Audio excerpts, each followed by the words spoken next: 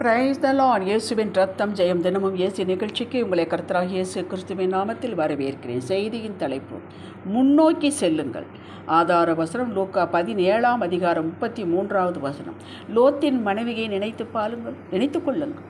பிலிப்பியர் 3 அதிகாரம் 13, 14. சகோதரரே, பின்னானவைகளை மறந்து முன்னானவைகளை நாடி கிறிஸ்து இயேசுவுக்குள் தேவன் அழைத்த பரம அழைப்பின் பந்தய பொருளுக்காக லக்கை நோக்கி தொடர்கிறேன். வெளிப்பாடு பெற்ற மக்களே, ஆதியாகமம் 19 அதிகாரத்தில் தேவன் சோதோம் பட்டணத்தை அழிக்க முடிவெடுத்துள்ளதாக எழுதி வைக்கப்பட்டுள்ளது. இதன் அக்கிரமம் மிகுதியாயிற்று. ஆபிரகாம் பரிந்து பேசி மன்றாடி விண்ணப்பம் செய்த நிமித்தம் லோத்து குடும்பத்தை காப்பாற்ற தேவன் சித்தம் கொண்டார், விருப்பம் கொண்டார். ஆதியாகமம் 19:17 குறிப்பிட்டபடி லோத்தை அந்த பட்டணத்தை விட்டு வெளியேறும்படி எச்சரித்தும் இவர்கள் தாமதம் பண்ணி கொண்டே இருந்தார்கள். தேவதூதர்கள் இவர்கள் கையை பிடித்து பட்டணத்திற்கு வெளியே கொண்டு போய் விட்டார்கள். வெளியே கொண்டு போய் விட்ட பின்பு அவர்கள், உன் ஜீவன் தப்ப ஓடிப்போ, பின்னிட்டு பாராதே, இந்த சம பூமியில் எங்கும் நில்லாதே, நீ அழியாதபடிக்கு மலைக்கு ஓடிப்போ என்றார். கர்த்தர் சோதேமின் மேலும் கொமாராவின் மேலும் வானத்திலிருந்து கந்தகத்தை அக்கினியும் வருஷிக்க பண்ணி குடிகளையும் பூமியின் பயிரையும் பட்டணங்களை அழித்து போட்டார். லோத்தின் மனைவியோ பின்னிட்டு பார்த்து உப்பு தூணானாள். ஆதியாகமம் 19 அதிகாரம் 24, 25, 26. பின்னிட்டு பாராதே என்பது தேவ கட்டளை. இவள் ஏன் பார்த்தாள்? 2 காரணங்கள். ஐயோ, இவ்வளோ காலம் எத்தனை சம்பாதித்து வச்சோமே, அத்தனை எடுக்காமல் போகிறோமே, எடுக்க முடியலையே. அடுத்து ஆக்கினை தீர்ப்பை பார்த்தாள். தேவனுடைய ஆக்கினை தீர்ப்பை பார்த்தாள். தேவ கோபத்தை பார்த்தாள். இதைத்தான் பார்க்க வேண்டாம் என்றாள். இவளை பொறுத்த வகையில் இதுதான் இவளது ஜீவன். அவள் தேடி வைத்த சொத்துக்கள். அதை இழக்க அவளுக்கு மனமில்லை. கையை பிடித்து வெளியே கொண்டு வந்து விட்டதினால் வந்தார்கள், இல்லை என்றால் அங்குதான் இருந்திருப்பார்கள். கர்த்தர் ஆபிரகாமுக்கு வாக்கு கொடுத்தார், லோத்தின் குடும்பத்தை காப்பாற்றுவேன் என்று. இன்று நாம் ரட்சிக்கப்பட்டு தேவனுடைய திவ்ய பிரசன்னத்தில் இருப்பதற்காக நமக்காக யாரோ வேண்டி இருந்திருப்பார்கள். நாமும் பழைய வாழ்க்கையை அடிக்கடி திரும்பி பார்க்கிறோம். அவளைப் போல உப்புத்தூணாக ஆகாவிட்டாலும் இது நல்லது அல்ல என்று ஆவியான வெளிப்படுத்துகிறார். ஒன்று, நாம் பட்ட வேதனைகள், பாடுகள் இவற்றை ஹைலைட் பண்ணி பேசி நம்மை அறியாமலேயே நம்மையே மகிமைப்படுத்தி பேசிவிடுவோம். எனக்கு வந்த கஷ்டங்க என் எதிரிக்கு கூட வரக்கூடாது என்று சொல்லி நாமே நம்முடைய திறமையால் புண்ணியத்தால் கடந்து வந்தது போல பேசிவிடுவோம். இது கர்த்தருக்கு அருவருப்பான். இதில் ஜாக்கிரதையாக இருக்க வேண்டும். அடுத்து, எனக்கு என் குடும்பத்திற்கு அப்படி செய்தாங்கல்ல, அதனால தான் கர்த்தர் இப்படி தீர்ப்பு விட்டார் என்று நீதியை உயர்த்தி பேசி நம்முடைய நீதியை உயர்த்தி பேச வாய்ப்பு உண்டு. கர்த்தர் நம்மளை சொன்னாரா, உனக்கு தீமை செய்தால்தான் நான் அப்படி அவர்களுக்கு செய்தேன் என்று? இல்லையே. அவருடைய ஆக்கினை தீர்ப்புக்கு நம்முடைய என்டோர்ஸ்மெண்ட் அவசியமில்லை.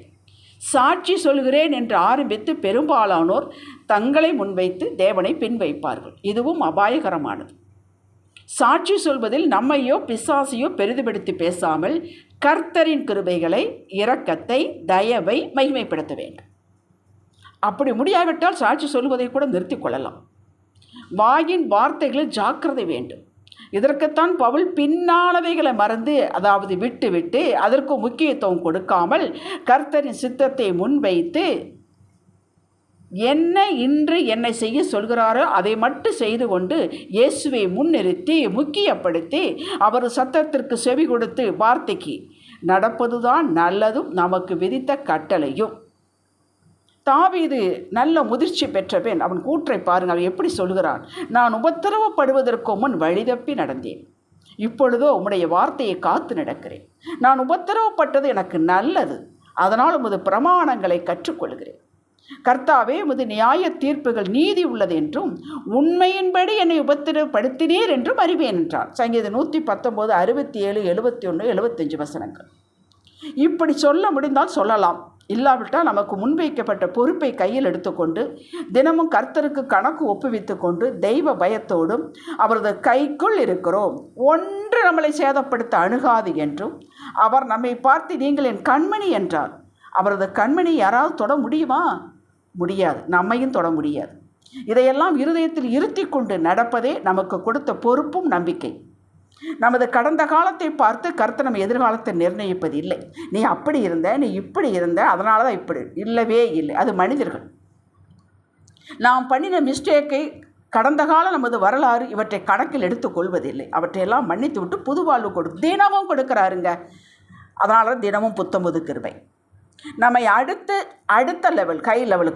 லெவலுக்கு கொண்டு போக பழையதிலிருந்து இழுத்து வருகிறார். ஆபிரகாமை உயர்த்துவதற்கு ஊரை விட்டு வெளியே அழைத்தார். யோசேப்பை உயர்த்த வெளியே கொண்டு வந்தார். தானியேலின் நண்பர்கள் விடத்திற்கு வெளியே அந்நியர்கள் கையில் ஒப்பு கொடுத்தார். அதற்காக நாம் ஊரை விட்டு போக வேண்டும் என்று சொல்லவில்லை. பழையதை பிடித்து கொண்டு அதையே பேசிக்கொண்டு இருப்பதை தவிர்த்து விட்டுவிட்டு புதிய சிந்தனை, புதிய எதிர்பார்ப்பு, மனித சத்தத்தை தவிர்த்து தேவ சத்தத்திற்கு செவி கொடுங்கள். இதற்கு பழையதை தவிர்க்க வேண்டும். தினமும் புதிதாய் பிறந்தது போல புதிய ஆரம்பம் கொள்ளுங்கள். இன்று புதிய நாள், இன்று கர்த்தர் கொடுத்த நாள். இதில் நான் புதிய காரியங்களை சிந்திப்பேன். நேற்றதெல்லாம் முடித்து போய்விட்டது. இன்று நான் புதிய ஆரம்பம் எடுப்பேன். இதை தவிர்ப்பேன், இதை செய்வேன் என்று தினமும் நீங்கள் அதை எடுத்து அதை கன்சிஸ்டண்டாக செய்து வாருங்கள். பழைய புளித்த மாவை, வேண்டாத பழக்க வழக்கங்கள், குணங்களிலிருந்து வெளியே கொட்டி விடுங்கள். கர்த்தர் பலன் தருவார்.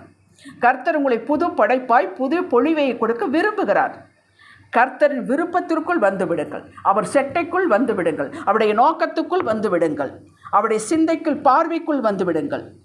இத்து போன கடந்த காலத்தை இன்றே விட்டு விடுங்கள்.